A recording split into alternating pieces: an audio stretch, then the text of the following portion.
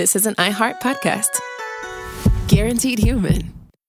You're listening to a podcast, so you're doing something else too, like maybe scrolling home listings on Redfin, saving places you like without thinking you'll get them, because that's what house hunting has become. But Redfin isn't built for endless browsing. It's built to help you find and own a home. Redfin agents close twice as many deals as other agents, which means when you find a place you love, you've got a real shot at getting it. Redfin helps turn saved listings into real addresses. Get started at redfin.com. Own the dream. Thank you for calling the Bombas Comfort Line. Bombas make socks, slippers, tees, and underwear made with the highest quality materials. Press 1 for comfort, 2 for style, 3 for donation.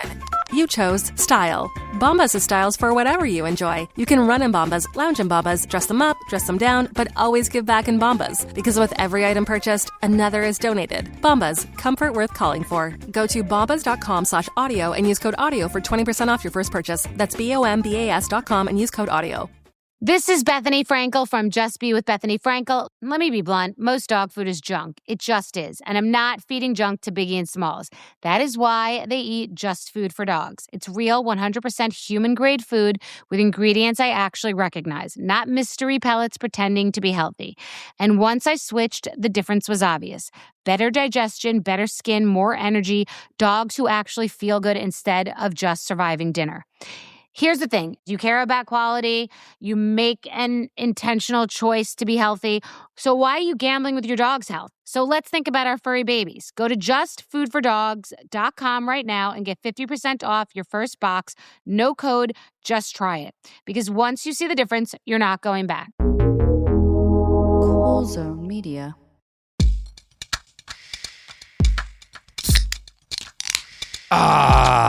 That sound you just heard, listeners, was me opening up a can of whoop ass on your sense of emotional well-being. Because it's Behind the Bastards back for the first time in 2024, which is statistically going to be one of the worst years of all of our lives. So I hope everybody's excited, having a good time, feeling happy. Did you rehearse that? Did you rehearse that in the mirror? No, that all came. I had a totally different bit to do, Sophie, but then I realized I hadn't opened my can of Ora Bora herbal sparkling water. This is cactus rose flavor. It sounds like soap, but go on. It's tasty. That's a great way to enjoy We'll bleep out me sipping. The hellacious year that will be with your cactus rose water. Yeah. Robert, it'll be fine. Everything's fine. It'll be fine. Yeah. Maybe There'll be content for you. You know how many bastards will be born? Bastards we don't even know about who are going to come around this year. Yeah. Mm-hmm. Hey, Robert. Sophie, do you want to say something? Yes. Do you want to introduce our guest? No. Yes. Perhaps I will introduce our guest. Who is Francesca Fiorentini, returning beloved guest, host of The Bituation Room, and partner in life of Matt Lieb. That's right. Everyone's partner Matt will be in having a so soundboard. stoked that you just said that, but does that hurt you at all, Francesca? Oh, no. I enjoy. Look, I always live in his shadow, and it's fine. I'm glad I get some time for myself. No, of course. First of all, he's a thirsty MFer who is needy, and every time I get recognized for anything on the street, he will go to that person and go, "What about me? You recognize me?" I love that. No we're getting joke. some good Matt Lieb dirt here. So good. There's so much good Matt Lieb dirt. But yes, I love my baby, Matt Lieb, fat dweeb. And we have a baby together. I also love her. And it's so good to be here on the first of the year. I mean, not the first, but one of the first days of the year. It's our first 2024 bastard. It's several days into the actual year, but this is the first day that we're recording Behind the Bastards, which legally makes it the only day that's mattered so far this year. Yes. You know, those of you who had important days, I don't care. And I really don't think this year could be that bad because you have a live show coming up. Is that right, Francesca? That's such a great segue to tell you the hell yeah. Before we get started, everybody, if you don't know me, you know Matt Lieb. And so by association, you love me in the podcast, The Bituation Room, as Robert just mentioned. I'm going to be live in San Francisco at SF Sketchfest on Sunday, January 28th at 7 p.m. at the Gateway Theater. And I'm bringing the Daily Zeitgeist co-host, Miles Gray. So Oh in my the Flash, God. he's gonna be there, people. It'll be so good. Emma Vigeland of the Majority Report, also for like political heads. Oh, damn. Yeah, it's gonna be a good show. And Robert, of course, All three helped of sell you. it out last year. Was so fun. Sadly, Robert's not gonna be there again, but damn it, I don't know. Mhm. Maybe in the future. But yeah, anyone who's in the Bay, come through. Yeah, you're very familiar with our dear friend Miles Gray. And if you would like more info on this, I'm linking in our episode description. Thanks, Sophie. Speaking of live performances, no, speaking of the worst year that any of us has ever had, maybe. Francesca, how do you feel about the Republican Party? Oh, like not really my thing. You know what I mean? Not your thing, yeah. No, just not Yeah. into it. Like Lime Not scooters, into you know, it. like I don't want anything to do with it. You know, I've never really tried it, but I don't want to. Yeah, I'm a pretty tolerant guy, but I've just gotten too many death threats from like Republican legislators to people I know. Yeah, it's not my thing either. But you know what is even worse than the Republican Party in 2024? Orange County, California in the 1960s. What do you know about the OC? Oh God. Okay, the OC stands for Orange County. There you go. That's all I know. No, I feel a lot of like, obviously there was a show. It's pretty like rich white people drama, a little bit of red state MAGA of California. Yeah. Growing Asian American voter population. I know that a lot of Asian Americans who vote Dem recently, they flipped the districts in the OC. But maybe I'm For the feeling first like time since like the 60s. Yeah. Yeah, I'm feeling some retired police officers. I'm feeling some KKK vibes. I'm feeling some. It's Klansy over there. Yeah, a little.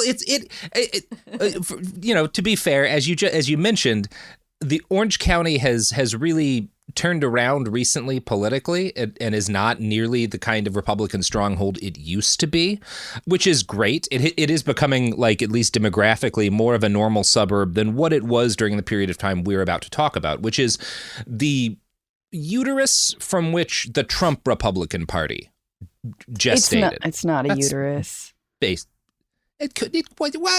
warm. It's got palm trees. No, look, I didn't pass biology in high school. It's a moldy gym towel in a men's spa where there's lots of boys talk, as Melania would say. It's like a mushroom growing on like a gym towel. Yeah, Ronald Reagan masturbated into a gym sock and left it in a hot shower floor in a boys' locker room. Yeah, for 1,000,000%. 30 years or so. The uterus has nothing to do with this. Okay, well, people can describe it however they feel in their hearts. Although I am now more on board team Dirty Jim. But yeah, Orange County, however you want to describe it to yourself, the Republican Party that we're all dealing with right now, and the Republican Party that gave us Reagan and everything terrible that came with Reagan, the birth of the anti-abortion movement, right? The birth of the religious right as a powerful political entity, and the fact that it has gotten increasingly acceptable for Republican candidates to talk about having their enemies purged. All of that, the story of all of that starts in Orange County.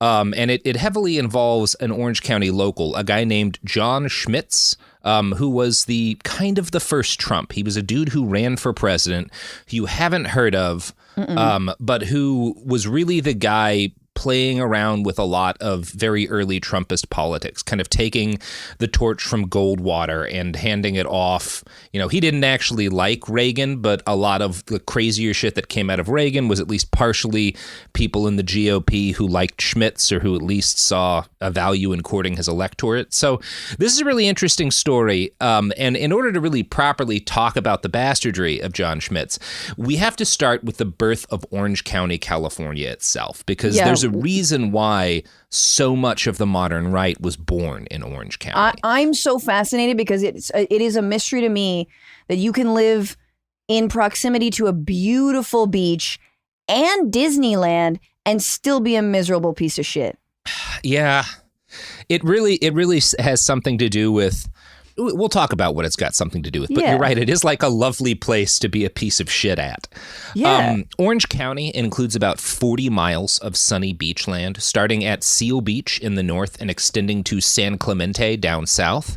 You might think of Orange County as like, if you are from the DFW area like me, it's a little bit like the Plano to Dallas, right? Both in terms of like kind of how long it takes to get there from the city. Although both of those cities have dog shit traffic, and in terms of how much more like conservative it is out there, and also kind of how much less dense it is, both places, and there's a lot of places like this in the United States, are kind of masses of suburbs now. There's not as, I think it's a little bit better now, certainly than it was in the 60s, but like not a lot of shared community spaces like you have in any kind of city just by default, because that's the way like dense cities work. It's where people go to escape cities because they're like, there's crime. Yeah. I need to live in a mansion. Yeah.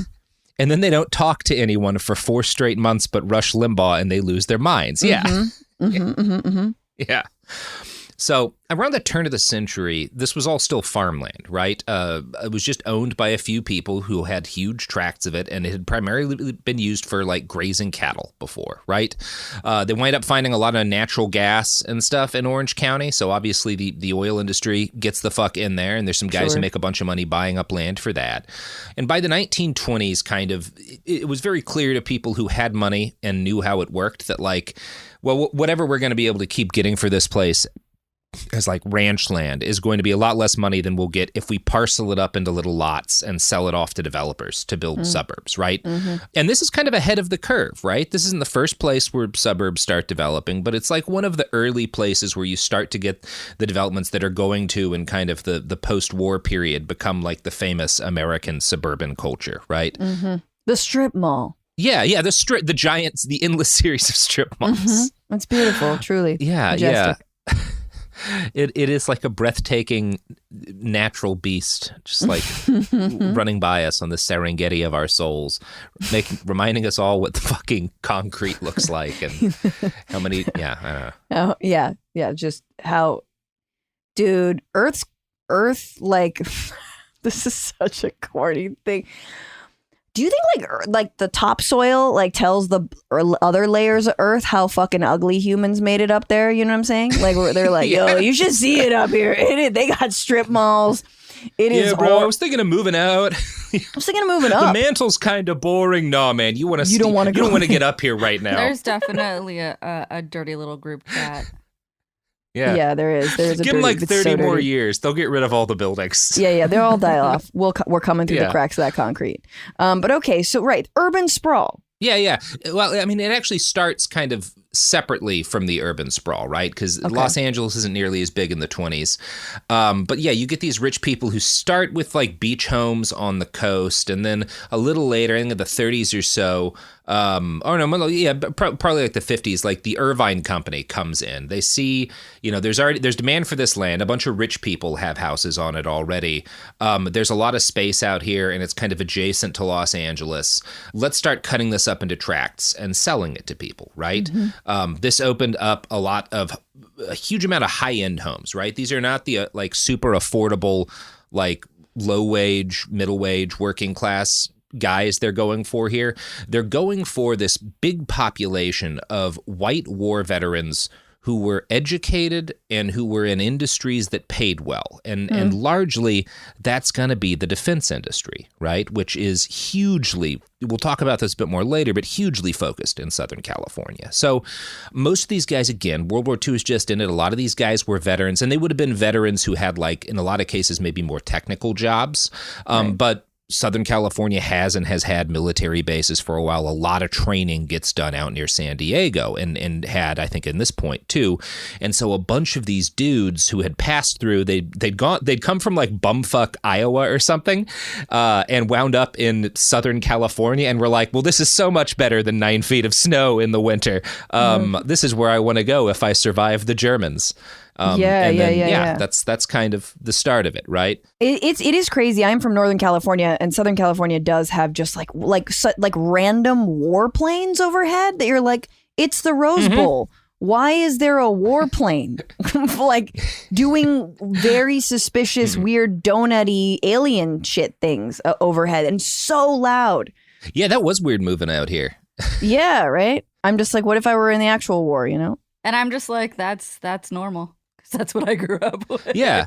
I didn't even hear that shit growing up in Texas. Like the number of warplanes that I saw overhead in California, or like showing up at Seattle randomly and it's just all sailors on the street because it turns out there's a week for that. I didn't know these things were factors of life for other people because people don't come to the suburbs of Dallas. Did you kiss one? I mean, Fleet Week? I would have, but I never got around to it. An opportunity didn't present itself. I was too nervous, yeah. Well, you know, there's still time. All those men in their terrible, terrible uniforms. God, the Navy uniforms look like shit.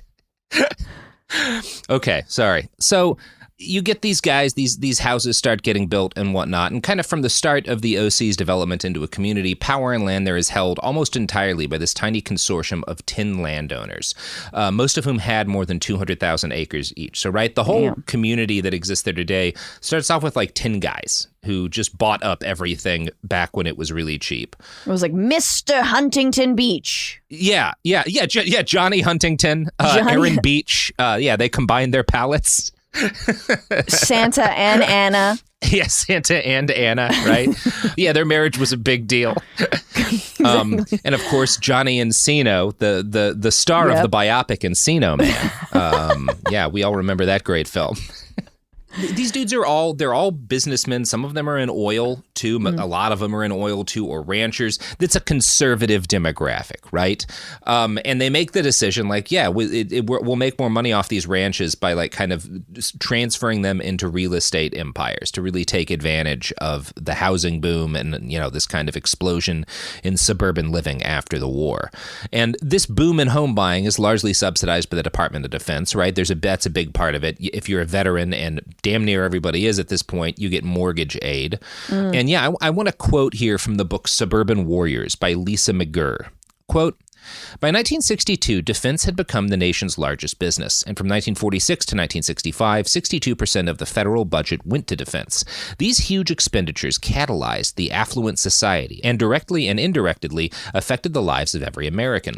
While defense money drove national economic growth, the regions that profited most directly were the Sun Belt South and West, and the biggest beneficiary was Southern California. And I don't know, again, California has this like kind of driven by a lot of conservative media reputation as being hippie land, but like it's where we make our killing instruments to a significant extent, right? It's where we train our soldiers.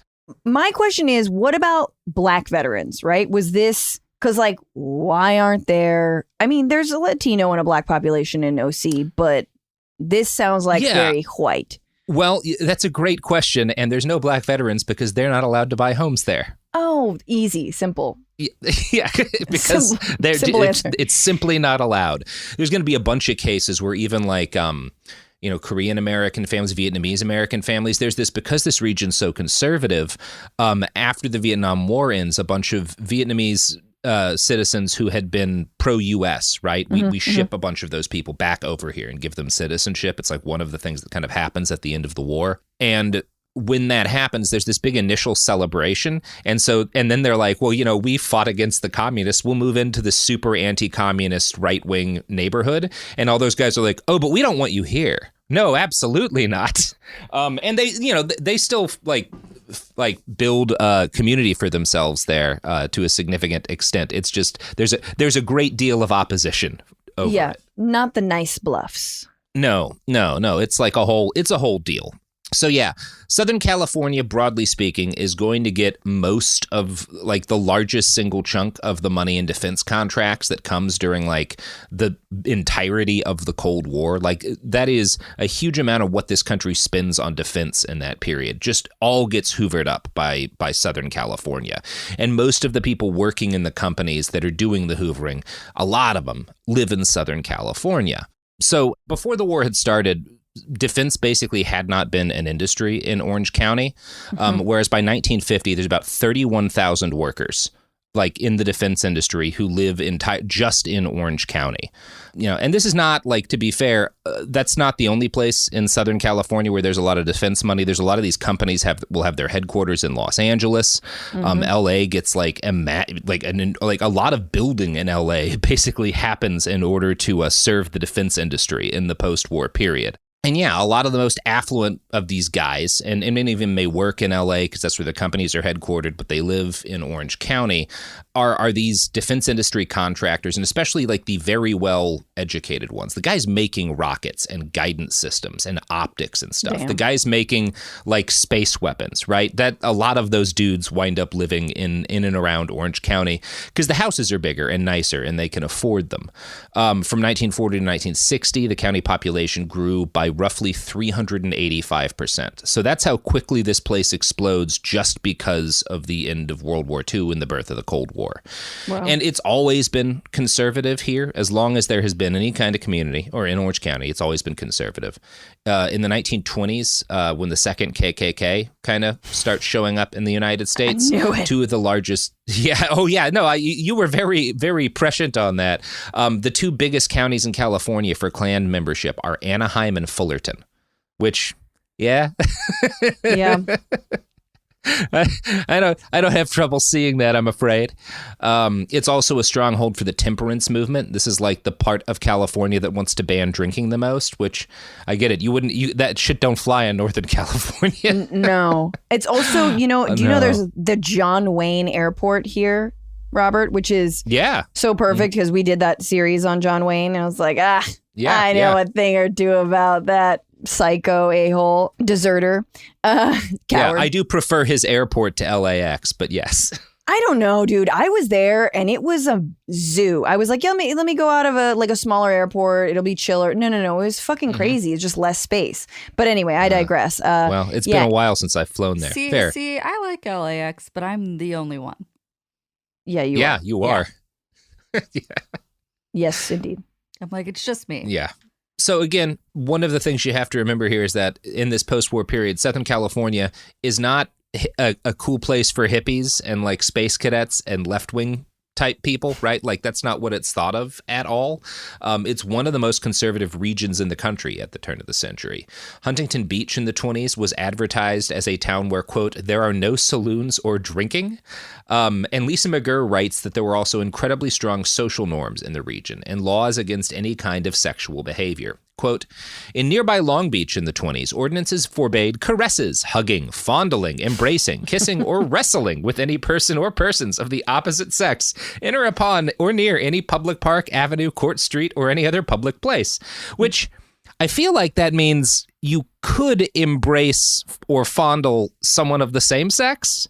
Yeah, I feel like a lot of Huntington Beach MAGA chuds really took that to heart and definitely wrestle and fondle one another on the beach and caress each other. But it's like, no homo or whatever. Mm-hmm. Yeah. But yeah, that's what I know about Huntington Beach. It was just like when Trump won, was like, oh, wow, again, you can live in a beautiful place, have access to a beach, and still somehow think that immigrants are destroying the country. Yeah, just a bunch of angry men with faces as red as a California sunset. Awful. But if you're heavily invested in creatine like me, it's also like at least you're going to be able to retire, right? Off of all that sweet creatine money those guys are putting into the economy. So it's a part of the country with a lot of moral busybodies from a pretty earlier period. And in fact, the kind of Southern California in the area that's going to become known as Orange County, that it is the county, but that it's going to become known in pop culture as Orange County, actually has one of the highest ratios of churches per capita of any place in the country. Like this is the most Jesus-iest chunk of the country in that period of time, pretty much. There's not many places that beat it. And it's actually, I don't think a lot of people know this, it's the literal birthplace of fundamentalist Christianity, because modern fundamentalist Christianity comes out of a series of essays titled The Fundamentals, A Testimony to the Truth, that had been published from 1910 to 1915 at the behest of a California oil company founder named Lyman Stewart, who lives in Orange County, right? Jesus Christ. I see what I'm saying. Like California, truly NorCal, number one. And secondly, it's not a blue state. It's not like there aren't a bunch of liberals here. We have these parts. And I used to think it was just east of the 5, but it's west of the 5 too. Again, in these beautiful, beautiful areas. God damn it. Really? Okay. Okay. You often get this whole belief, that California has always kind of been this progressive part of the country. No. And it has. It's just there's the most people here, so it does the most of everything. And it is also one of the most conservative states in the country and always has been. You guys know right? this used to be Mexico, but that's cool. No. Yeah. There's like 40-something million people. You can do 2 things.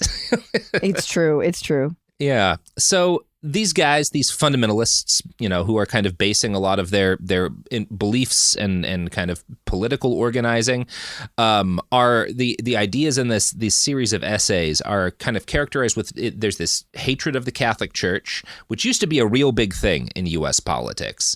There's this hatred of socialism, which is a much newer concept at the time, but they're very angry about it. Mm-hmm. Mormonism, they are very anti-Mormon, and they also were really pissed that people were teaching Darwinism, right? So you can see where, again, abortion's not that much of an issue for them yet, but you can see this hatred of evolution, of science, of socialism. That's all coming together and coming out of this period in like an organized way. Where did the hatred of Mormonism go? Like, where did that happen? Yeah, I feel like everything else got its own little war, but like, what about the white on white war? Like, like when are we going to see that? Or Mormons are just too nice. You don't want to fight them. Yeah.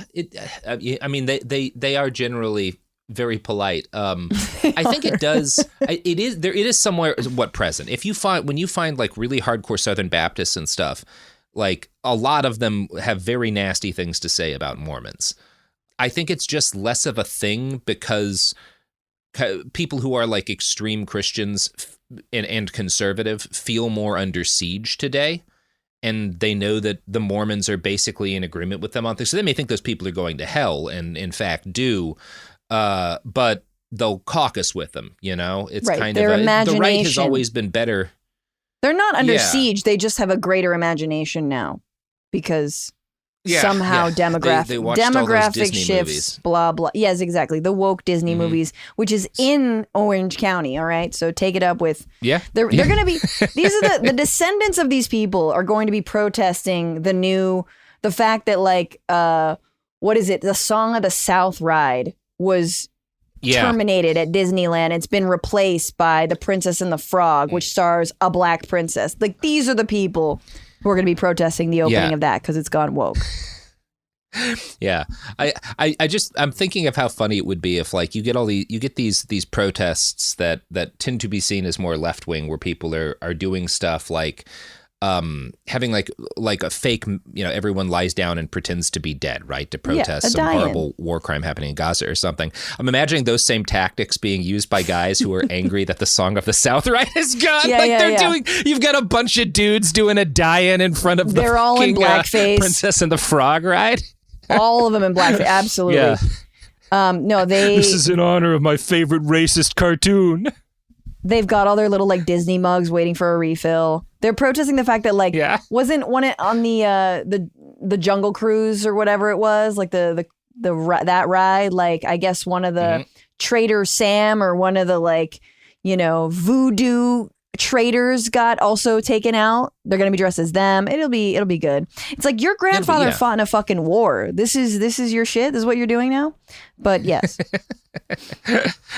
I guess we'll see what they're doing in a couple of years. But during the Great Depression, World War II, OC voters, they go for FDR like everybody else. There is this period of time where like things are really bad and a Democrat gets elected, but they vote for a Republican again in 1940, and they keep doing so for 3/4 of a century afterwards, right? Yeah.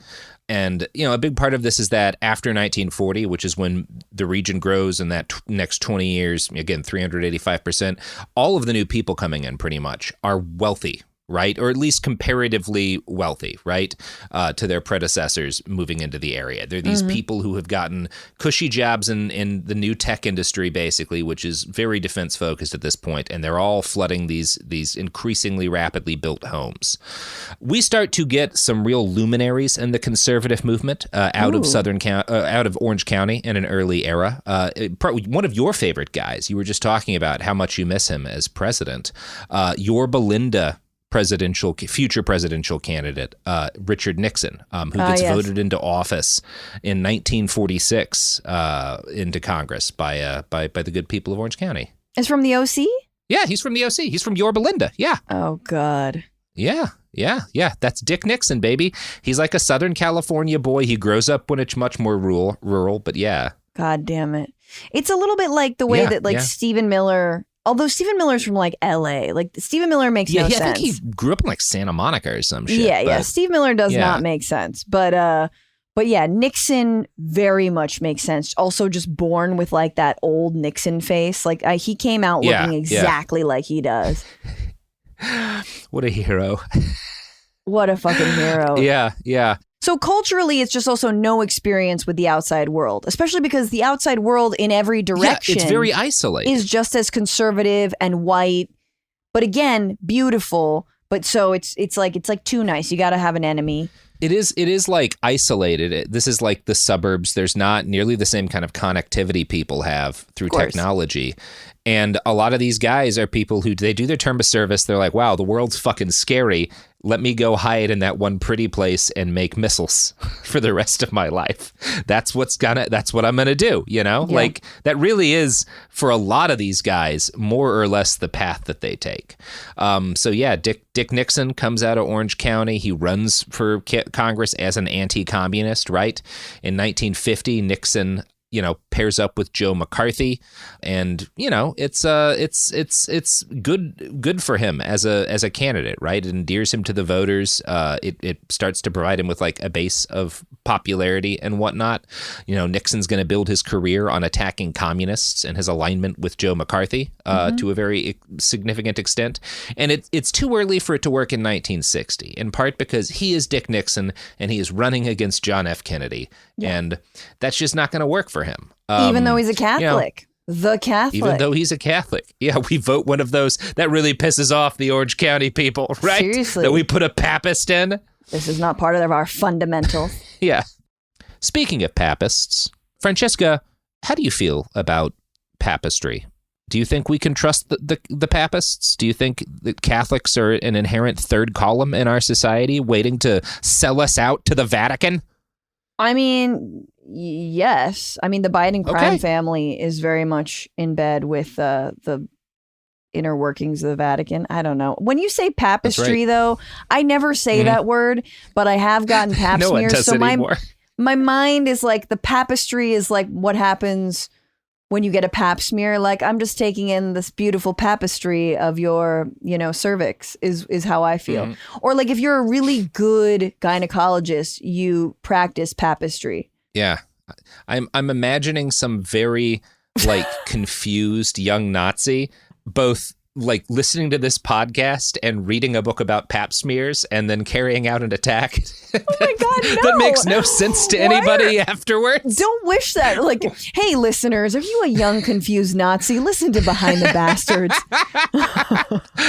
Well, I can't imagine a better thing to lead into ads with. Great.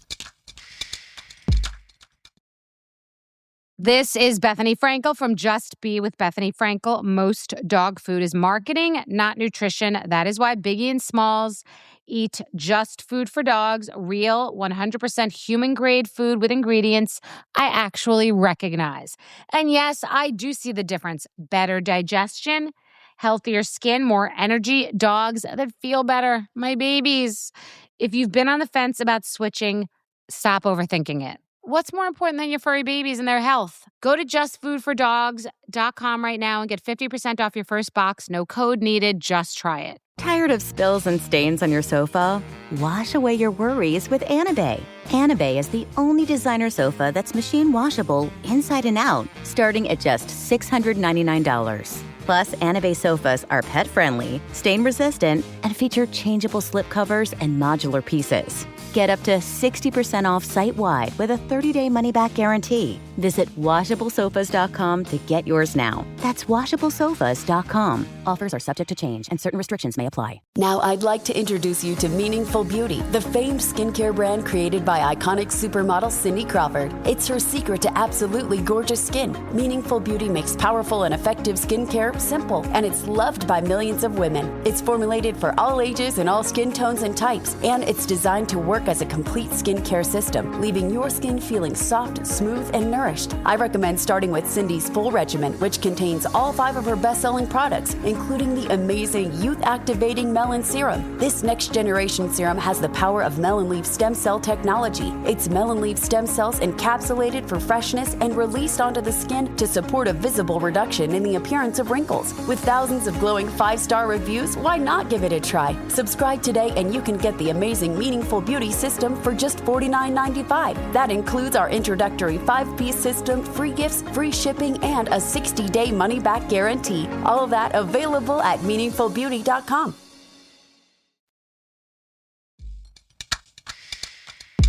We're back. Sophie's gonna have fun editing that last throw to ads. I'm not doing it. I'm leaving it as is. I enjoyed it. Oh wow. Okay, well, Perfect. No notes. listeners, check out my LinkedIn. Yeah, the joy that it brought Francesca, the look on her face. I'm not cutting that shit. Okay. So, Orange Countyers, they vote for Nixon in 46. They like McCarthy when he's doing his thing, but they're not really fans of Nixon by the time he runs for president against Kennedy, right? In part because, Nixon is... He's come down as like our political boogeyman, right? And he was a terrible, terrible monster. But Nixon is the guy later in his career who will hang out and be friends with Mao, right? Because he recognizes the geopolitical benefit of the U.S. being aligned with China against the USSR, right? That's why he does it. I'm not saying he's doing this as a good person, but it's like a rational political move that he makes. Whereas these Orange County guys are saying no, we need to, all communists are working together to destroy capitalism, and we should just keep building more missiles to kill them all rather than trying to build economic and political agreements that include these states, right? It just makes me think of when Trump met with Kim Jong-un with no pretext, no promises, nothing. Just because he's I'm a strong man. It's you idiot. Anyone could have done that. You got played. And yet we're just not supposed to if it were anyone else who had done that, the right would have freaked the fuck out. This is what Orange County worked for. And you're throwing that all away. It is interesting that you're able to get away with that if you're Trump because they just can't hate the guy, and Trump's willing to do it just because he does not come out of conservatism as a movement, right? Exactly. He didn't really imbibe any of this propaganda. He was just looking for a place where he could fit and grow like a mold. Speaking of the gym rag or whatever it is, the sock. Speaking of Ronald Reagan's cum sock, yes. Yes. Sophie, can we talk to the merch people about that? I feel like that's a branded item. No.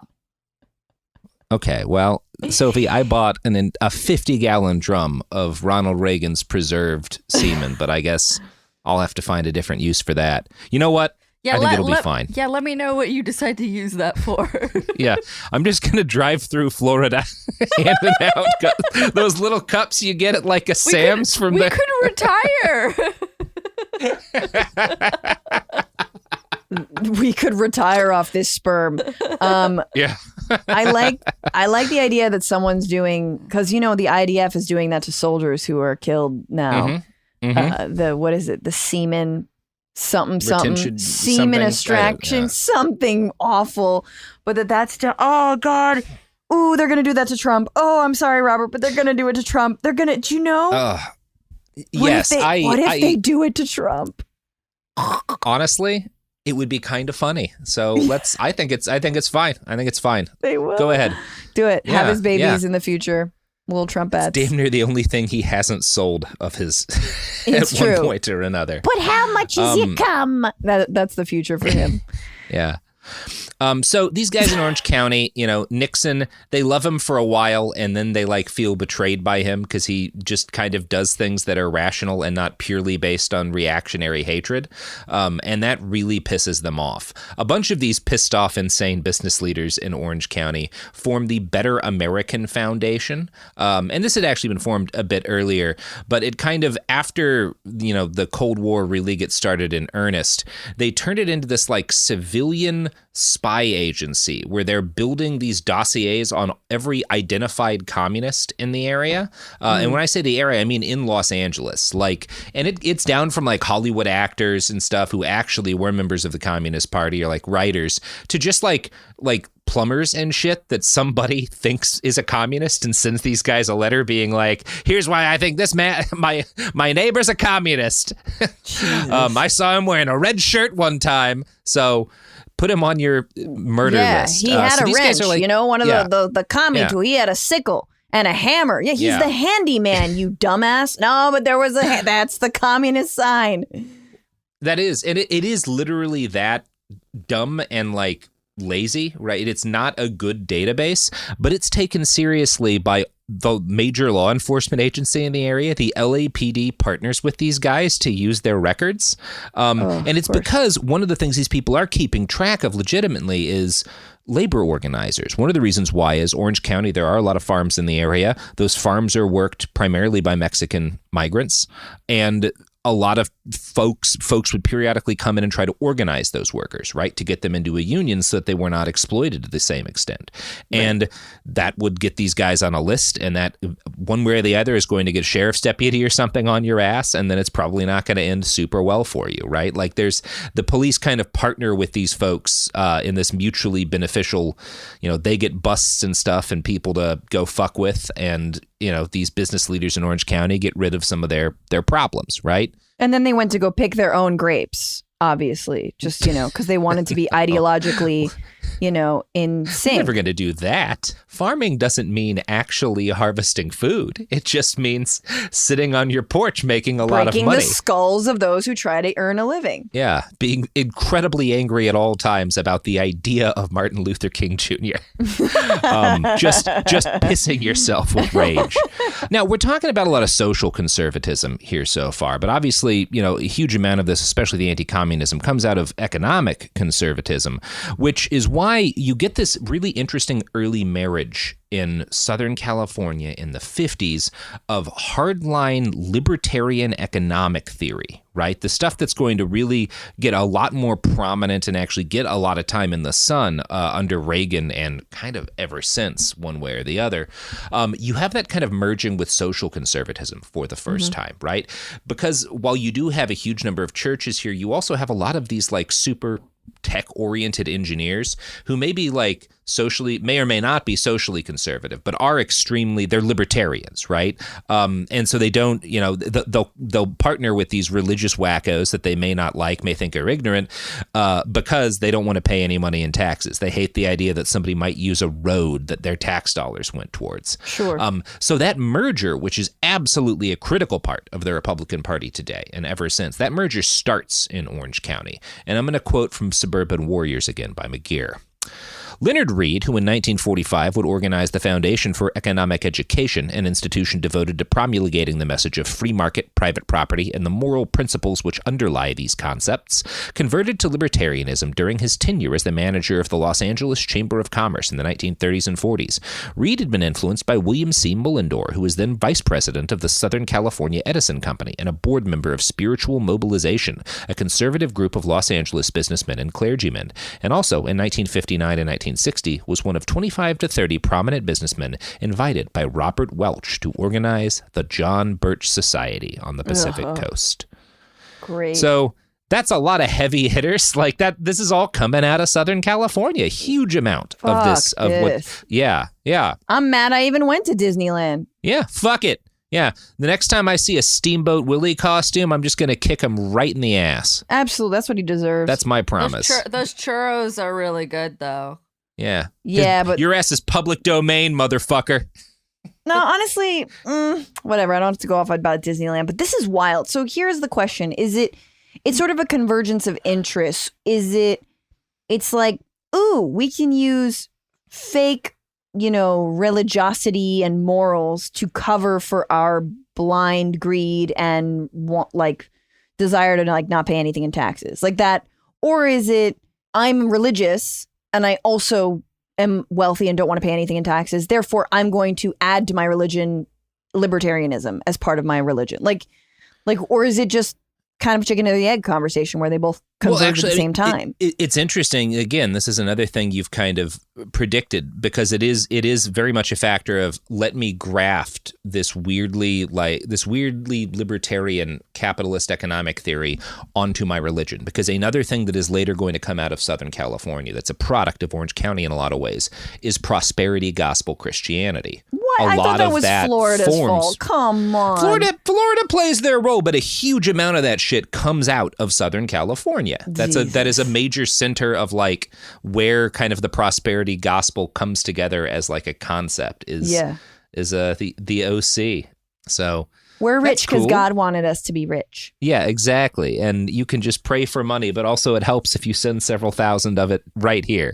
Don't pay taxes. That's less money than you could send to my scam church that buys me a plane. Jesus actually didn't really help the poor. His first instinct was, ew, gross. Do you even go here? Yeah. But then he had to. Jesus sold the poor makeup that had a 700% markup that he bought on an installment plan. So, now, again, while we're talking about all this and all this stuff that is very common on the right now that starts in Orange County, that is not the mainstream conservative movement at this period of time. And the best evidence for that is that a guy who has become hated in Orange County, Richard Nixon, wins the presidency. That is a thing that it is eventually going to happen, right? Mm-hmm. Not that far, much longer in here, right? In the late 60s. And so while this stuff is starting to take off and take hold and is eventually going to spread, Orange County very much is kind of weird, right? Mm-hmm. On a national level. It's not the only place that's this conservative, but its character of conservatism is kind of unique. And that's also going to contribute to this sense of isolation that we're talking about, right? Where this is really, it's like a petri dish that you've added ingredients to, and you're keeping it away from the rest and just seeing what grows there before you dump it into the tank. Which again, that moment is Ronald Reagan, right?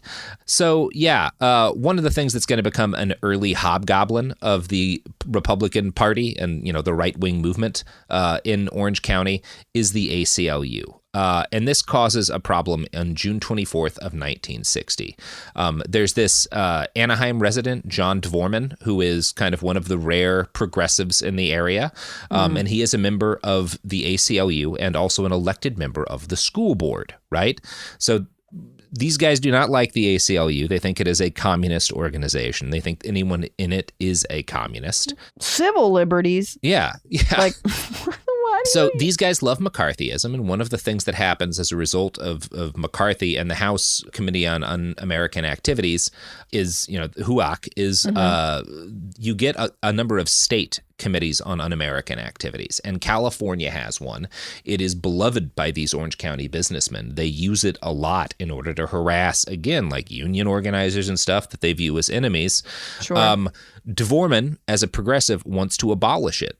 So he hosts a meeting at his house of the ACLU, and a bunch of, there's a gathering. People give speeches about why they need to remove this thing, about how to organize to do it. And it kind of becomes a local story that, this dude invited an ACLU meeting at his fucking house. These communists are holding meetings in our sanctuary of Orange County. And I'm going to quote from Suburban Warriors here.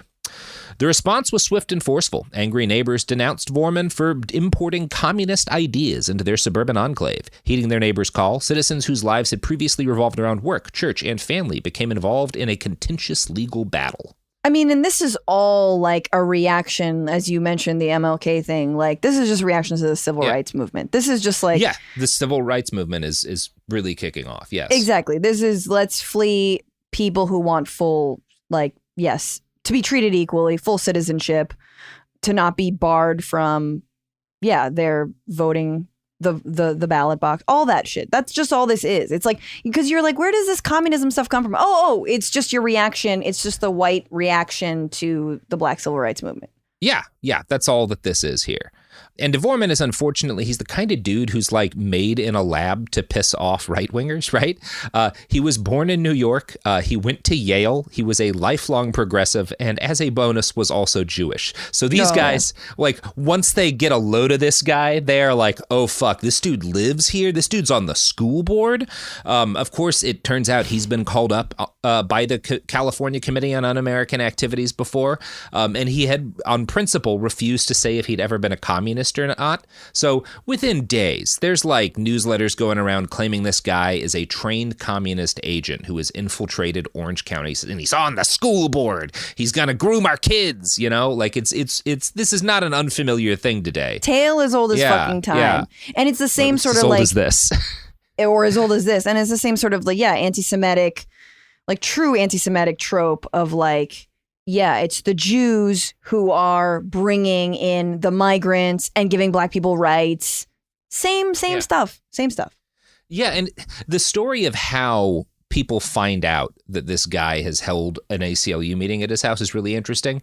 It all comes down to this dude named James Wallace, who is very, very conservative and is also a production engineer at Autonetics.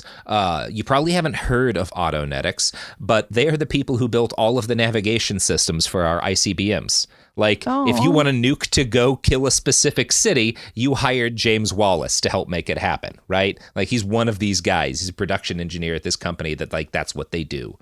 So, and he decides he's got some free time from planning for the apocalypse, and he blazes a trail that right-wing activists like James O'Keefe would follow for decades. He shows up and infiltrates the ACLU meeting. Right? Like he does this, I'm this conservative, I'm sitting in there, I'm taking notes, right? And then he writes a letter to the local newspaper where he talks about what he saw and describes the ACLU rep as a traitor and writes, I wonder what we would have done in 1942 if Mr. Dvorman had a German-American Bund meeting at his house. And it's like, man, I know in 1942, I think I know where you would have been. Yeah, honestly. But that's the other... At that Bund meeting. Exactly. No. I don't know. It's wild to me that these descendants of, I guess, World War II vets and heroes are just echoing, not like they're creating the basically American Nazi movement, right? Or a version of a white nationalist movement, which, you know, staple of it being anti-communist. Or saying you're anti-communist. It is extra messed up to like accuse a Jewish man of wanting to start a German-American Bund meeting in the 1940s. Yeah, again, all the time. Yeah. That's dark. Yeah. So in short order, there's mobs showing up at school board meetings where Dvorman is going to be present, right? And they're just kind of shouting down anyone trying to accomplish anything. Like whenever they're trying to like actually do the school board shit, they're yelling at Dvorman being like, were you ever a member of the Communist Party? Were you ever a member of the Communist Party? Eventually his colleagues are like, you're not allowed to be both an ACLU member and a school board member. And he was censured and forced into a recall. Jesus. Now, the head of the recall effort is another aerospace industry employee, an engineer named Dixon Miles. He worked at Northronics. Now, I don't think you probably haven't heard of Northronics. No, what else? What other horrible machine of death did they create? I love all this. The name has changed a little over the years. You know them better today as Northrop Grumman. There we go. There we are. Yeah, so this is like a Northrop Grumman guy, right? He called the efforts to end a government committee that existed primarily to destroy lives, this Un-American Activities Committee. He calls the attempt to take it down a threat to our heritage, our beautiful heritage of holding committees to destroy people who vote differently.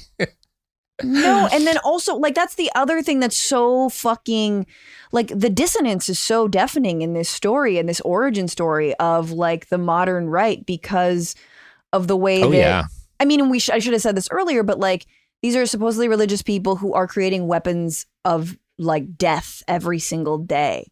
And there's again, there is no contradiction in their minds.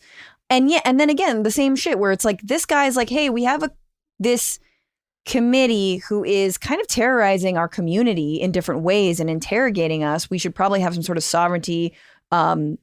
We shouldn't be subject to this kind of surveillance. And they're like, nuh-uh, you. Like, it's just the same fucking like projection The ACLU's the one. Yeah, they're trying to take away our freedom to take away other people's freedom, which is what like it all comes down to. It's all right? it comes down to. And this successful effort to force Vorman off the school board is a catalyzing moment for Orange County conservatives, who had always been dicks, right? These people had been shitty people for a spell, but they also had never felt like they were organized together into any like cohesive political whole, right? There's this attitude that like, well, you know, we're all pretty conservative here. None of us like communism. We don't accept it in our community. But now they realize how many of them there are who are that angry about the state of the world. And again, the civil rights movement is a big part of this. And it gives them this sense of power. You know, again, this is not a thing that's going to be alien to anyone who's been paying attention in the last few years.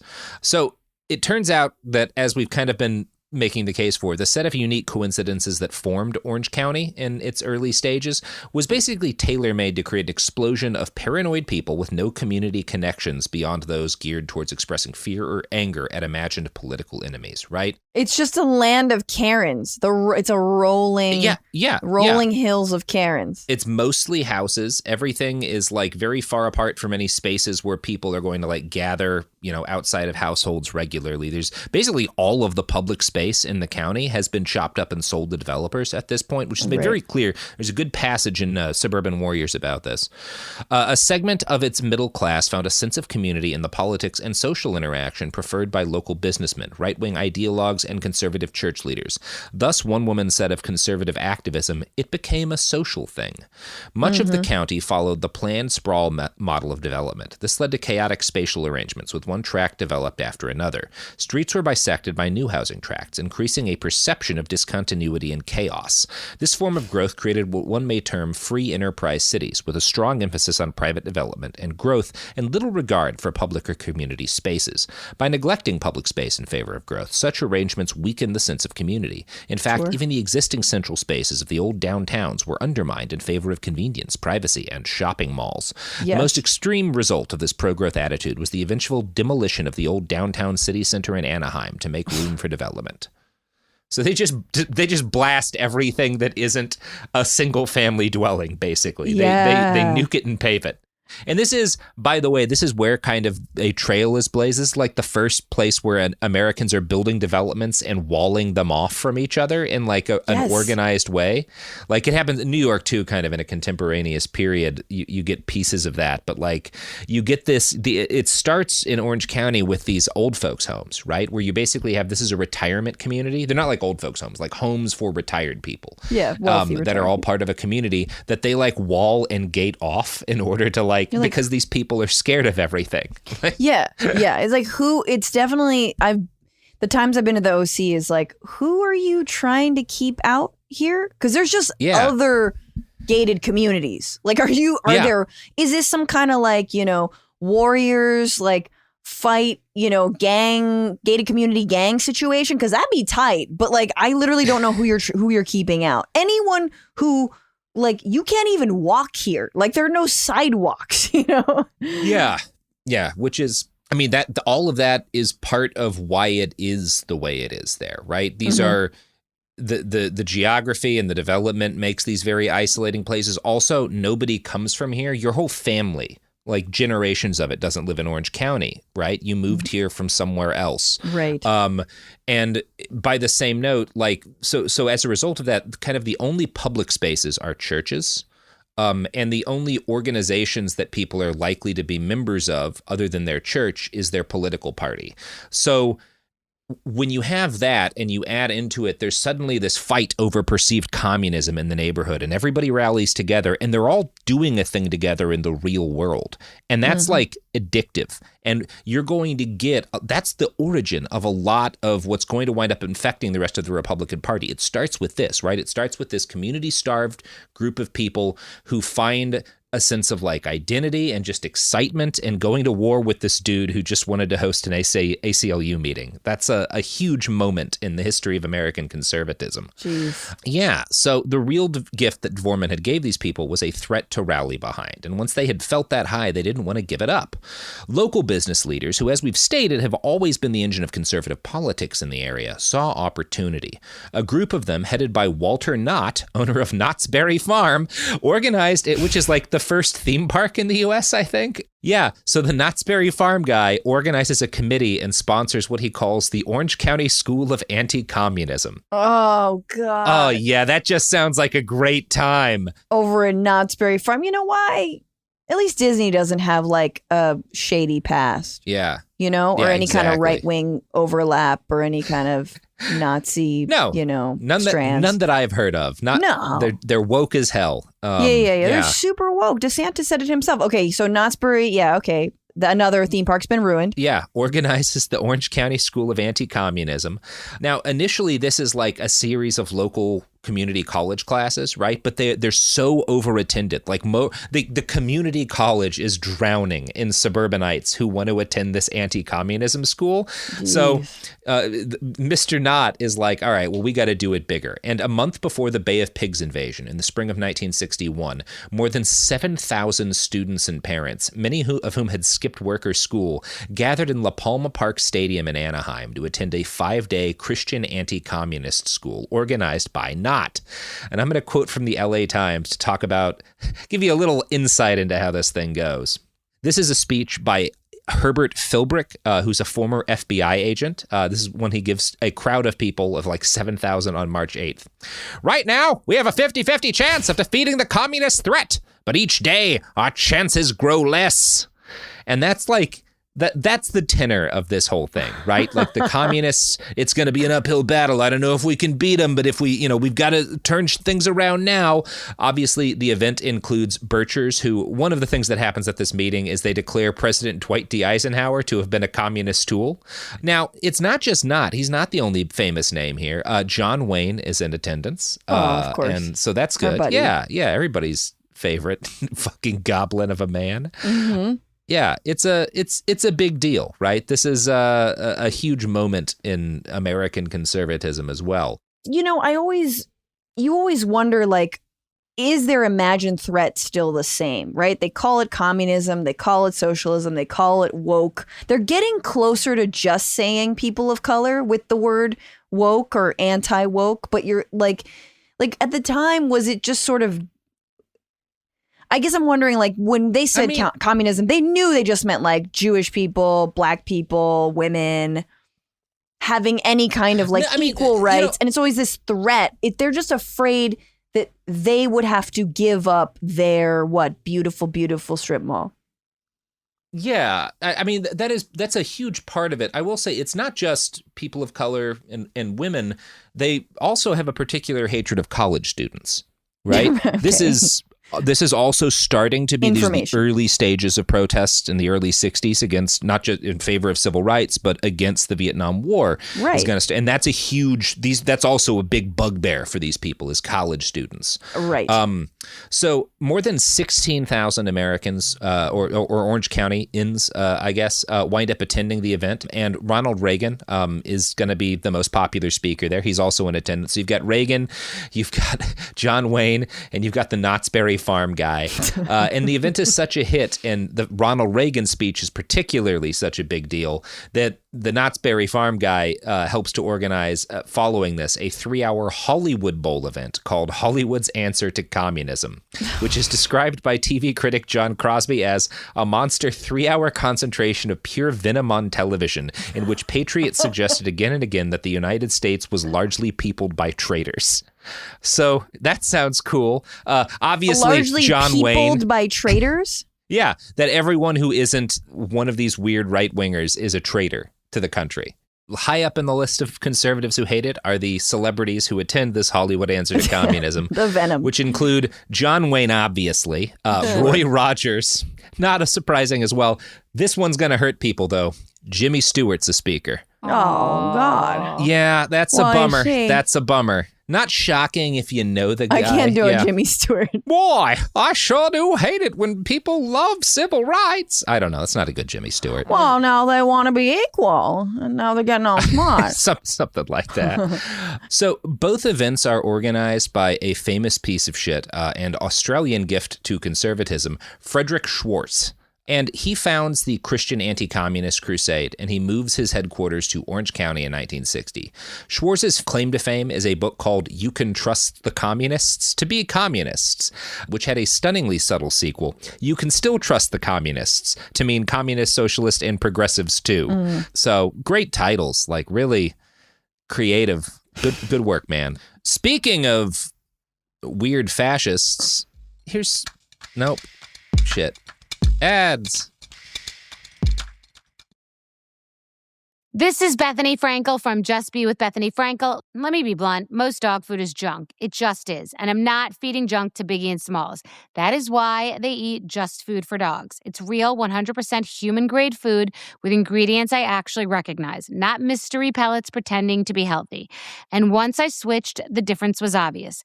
Better digestion, better skin, more energy, dogs who actually feel good instead of just surviving dinner. Here's the thing. You care about quality. You make an intentional choice to be healthy. So why are you gambling with your dog's health? So let's think about our furry babies. Go to justfoodfordogs.com right now and get 50% off your first box. No code, just try it. Because once you see the difference, you're not going back. Tired of spills and stains on your sofa? Wash away your worries with Anabay. Anabay is the only machine washable sofa inside and out, where designer quality meets budget-friendly prices. That's right, sofas start at just $699. Enjoy a no-risk experience with pet-friendly, stain-resistant, and changeable slip covers made with performance fabric. Experience cloud-like comfort with high-resilience foam that's hypoallergenic and never needs fluffing. The sturdy steel frame ensures longevity, and the modular pieces can be rearranged anytime. Shop WashableSofas.com for up to 60% off site-wide, backed by a 30-day satisfaction guarantee. If you're not absolutely in love, send it back for a full refund. No return shipping or restocking fees. Every penny back. Upgrade now at WashableSofas.com. Offers are subject to change, and certain restrictions may apply. Hi, I'm Cindy Crawford, and I'm the founder of Meaningful Beauty. Well, I don't know about you, but I never liked being told, oh, wow, you look so good for your age. Why even bother saying that? Why don't you just say you look great at any age, every age? That's what Meaningful Beauty is all about. We create products that make you feel confident in your skin at the age you are now. Meaningful Beauty. Beautiful skin at every age. Learn more at meaningfulbeauty.com.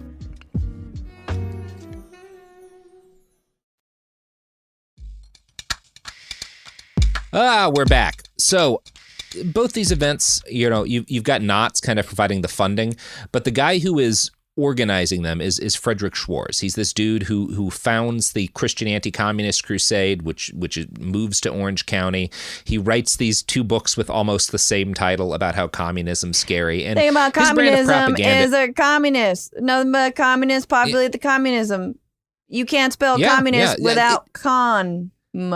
Yeah, without most of the words in con, right? Yeah. So his brand of propaganda, it's going to be different in some critical ways from mainstream far-right propaganda, because he bases a lot of his pitch on the interests of specifically people in Southern California, right? His first book includes a lengthy passage where he complains that communists are graduating more engineers than the United States, which has given them an edge in making new weapons. And there's some wild lines in here.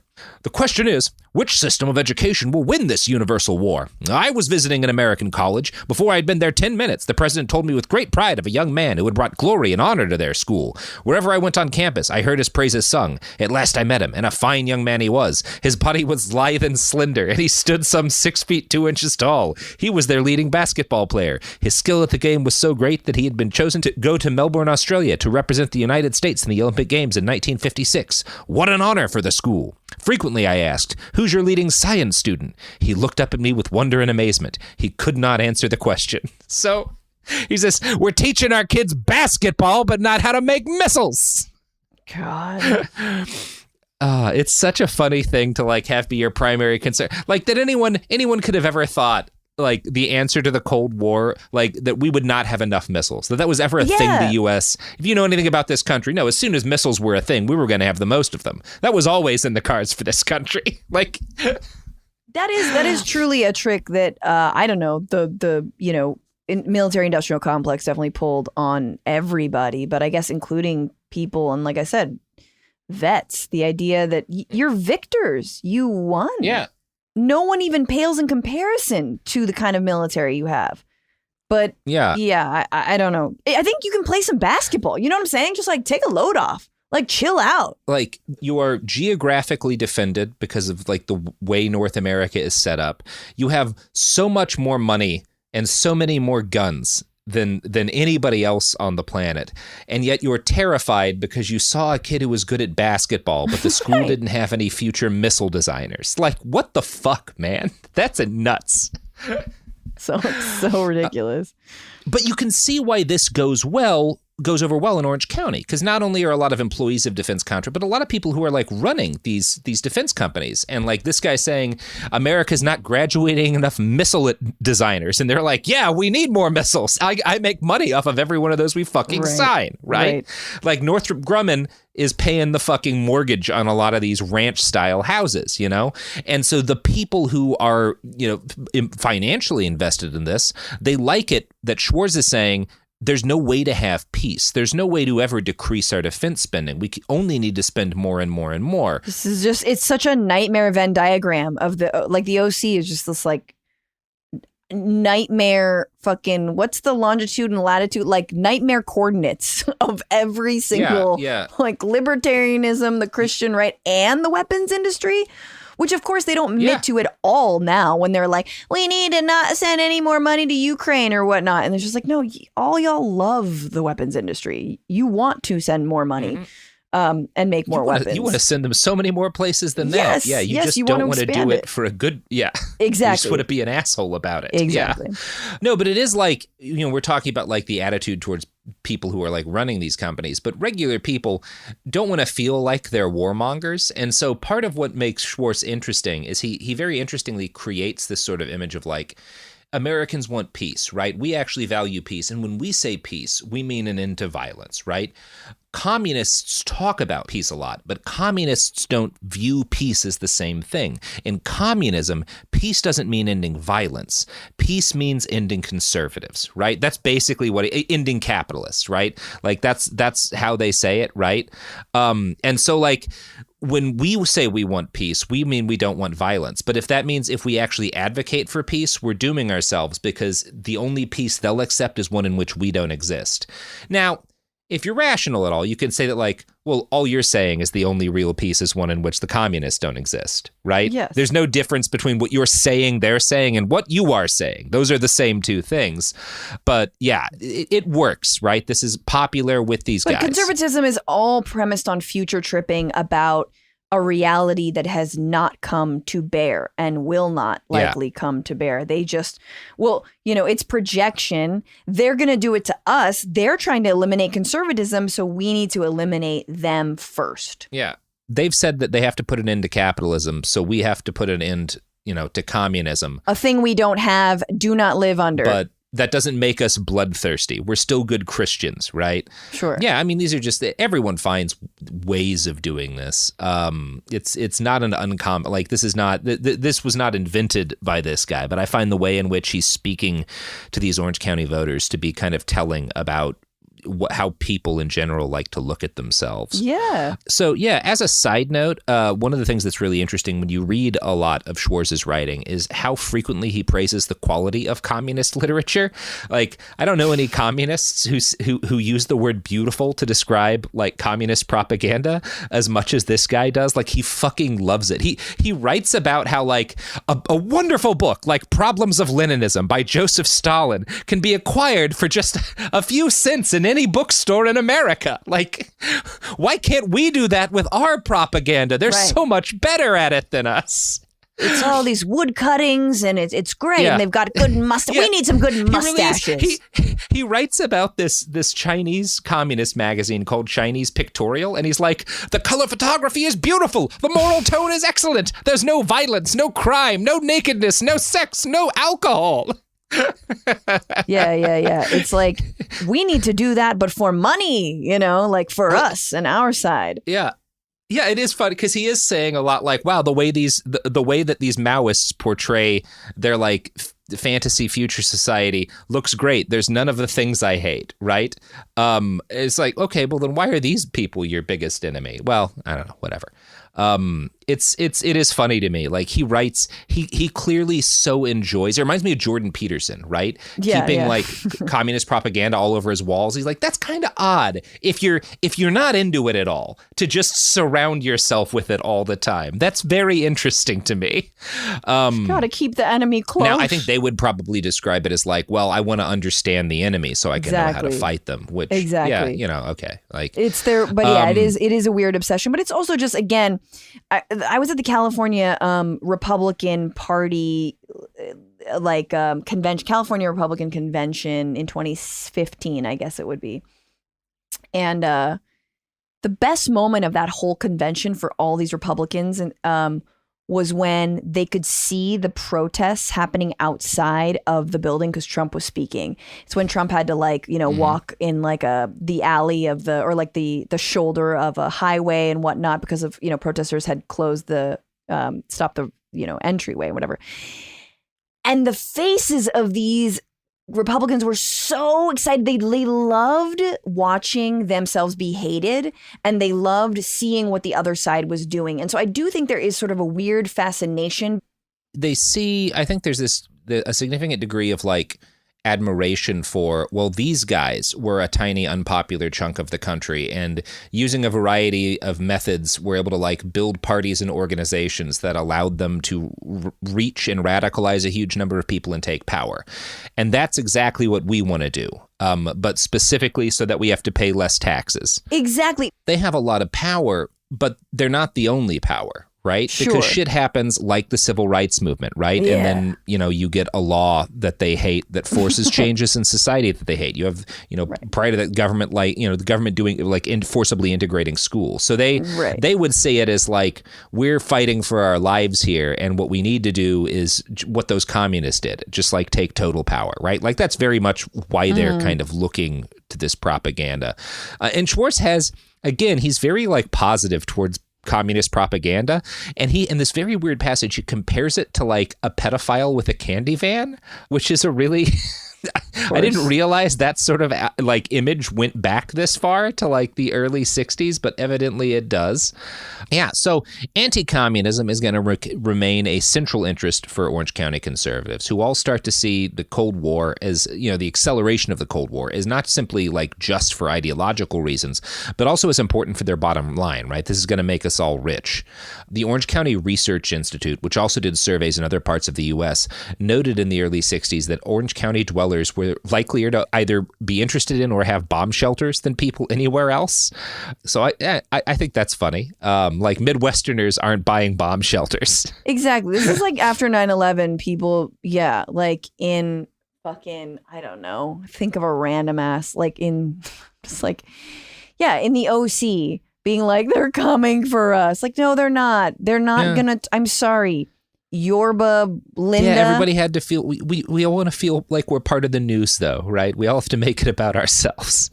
Yeah, exactly. They're going to come right for us. Yeah. No, they're not. You wish they're coming. It's not, no one cares enough about Irvine for Al-Qaeda to Khrushchev target it. cannot spell Yorba Linda. I'm sorry. Like, you're okay. Yeah. So in 1948, again, Dick Nixon's anti-communism had embodied the values of Orange County pretty well. But over the next decade and change, like it had radicalized to the point where he starts to be hated in the area, right? And this becomes particularly the case once he becomes the president, right? In the late 60s, early 70s, when Nixon is in power, he becomes like a huge enemy of them for the fact that he's willing to talk with communists. He's willing to make deals with the Chinese government, right? He's kind of the first rhino, right? That's a term that has a lot more cachet now politically. They weren't using it then. But the Bircher right wing are the first people to really go after Nixon in that way. I think he first wound up on their shit list in 62 when he had run for governor of California. And the society had attacked him. The John Birch Society had gone against Nixon in 62 they backed the candidacy of this guy, Joe Schell, who was a local assemblyman. He was a high school football idol turned independent oil producer. So he's just like the perfect man for them to all rally behind. Yeah. And Mad Libs of right-wing identities. Yeah. Yeah. Football And there's this great oil quote. farmer. There's this really good quote. Yeah, he's a football oil farmer. The LA Times gives a really good quote of the tenor of the election he has, like his competition with and its impact on Nixon. Piloting his own Beechcraft bonanza from one campaign stop to the next, Shell aimed his pitch squarely at fellow conservatives. I've gotten sick and tired of calling people liberals when they're basically socialists, he said. First elected to the assembly in 1953, Shell was the minority leader when he decided to run for governor. One hallmark of his campaign, he repeatedly accused former Vice President Nixon of trying to use the California governorship as a stepping stone to the presidency. Although Nixon won the primary handily, Shell captured 35% of the vote. Wow. Nixon had been substantially weakened because the ultra-conservative Shell's challenge caused a split in the party, former Defense Secretary Caspar Weinberger said in his 2001 memoir. So, again, it's Orange County and particularly the John Birch Society there that really stops Nixon from winning the governorship because they kind of hobble his campaign. They create all this animosity, because they back this fucking football oilman Joe Shell. Mm-hmm. Yeah, God, that's funny. So Nixon irritates the John Birch Society again in 1964 when Barry Goldwater, who was then kind of in the early 60s, he's the craziest fascist in America. He's going to end his life in like the 90s as like pro marijuana and pro gay marriage, but he is the scariest fascist in public life in the early 60s. It's a weird, he winds up, I guess, being okay at the end of his life. I don't know what was going on with him. He's just a lib. He just dies a lib. Like, yeah, he kind of dies a lib. Right? Yeah. Weed's cool. Love is love. Yeah. Sorry about all that. It's interesting. He's got a fascinating arc. But he's the dude. His big famous quote is he declares at the Republican convention that year, extremism in defense of liberty is no vice. Oof. And yeah, so that's the guy who's kind of like the fucking big Republican in 64, or the big far-right Republican in 64. Mm-hmm. Obviously, Nixon's going to wind up being the guy who actually gets to become president in 68, right? Like eventually it's not Goldwater, but Nixon. And that's another thing that pisses off these people, right? That Nixon becomes the standard bearer of the party. Barry Goldwater, the guy they fucking love, does not. And that has all set the stage, more or less, for the man who's going to make the first big crack in the dam between Orange County conservatism and the broader National Republican Party. The guy who's going to shatter that wall and let all of that filth really spill into the rest of the country in a big way is a dude named John Schmitz. And we're going to talk about Jay Schmitz in part 2. Yeah. So, Francesca, that's the end of the episode. Do you have anything to plug before we roll out? The Bitchuation Room podcast. We're going to be live in San Francisco on January 28th, which is a Sunday, 7 p.m. at the Gateway Theater. Miles Gray of the Daily Zeitgeist will be there. But yeah, listen to the Bitchuation Pod Room. Listen to the Bitchuation Room podcast wherever you get your podcasts, Cue it up, baby. Excellent. Yeah. Cue it up, cue it out, and also get a Cooler Zone Media subscription to listen to this shit without the ads. Just give us, Sophie, what is it, $70,000 a week? Yep. A bargain at any price. A steal. Uh-huh. No, it's less than $70,000. That's the guarantee that we make. Behind the Bastards is a production of Cool Zone Media. For more from Cool Zone Media, visit our website, coolzonemedia.com, or check us out on the iHeartRadio app, Apple Podcasts, or wherever you get your podcasts. This is Bethany Frankel from Just Be with Bethany Frankel. Let me be blunt. Most dog food is junk. It just is. And I'm not feeding junk to Biggie and Smalls.